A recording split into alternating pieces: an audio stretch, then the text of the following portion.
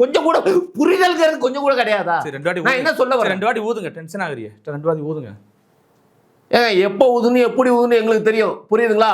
உங்க இஷ்டத்துக்குலாம் நான் ஊத முடியாது, நீங்க சொல்லி நான் ஊத முடியாதுங்க. நான் நினைக்கிறேன் நான் ஊதணும்னு, நான் ஊதுவேன் அப்படின்னு நான் நினைச்சேன்னா நான் ஊதுவேன். இந்த பழைய படம் பாத்தீங்கன்னா, இந்த பிரபு படம், செந்தில் கவுண்டமணி ஒரு காமெடி இருக்கு, மைக் செட் வச்சிருப்பாரு.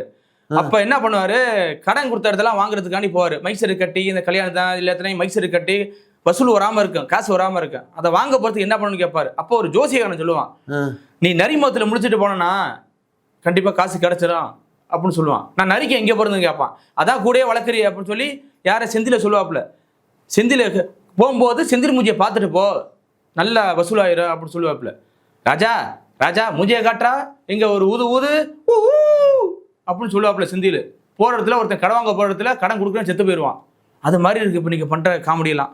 புரியல, இப்ப யார் முகத்தை பார்த்து யார் செத்துருவாங்கிறீங்க? இல்ல அந்த காமெடியில வந்துச்சுன்னு சொல்ல வந்தேன். ஒரு எடுத்துக்காட்டுக்கு சொல்றீங்க அப்படின்னா எப்படி சொல்லுவீங்க?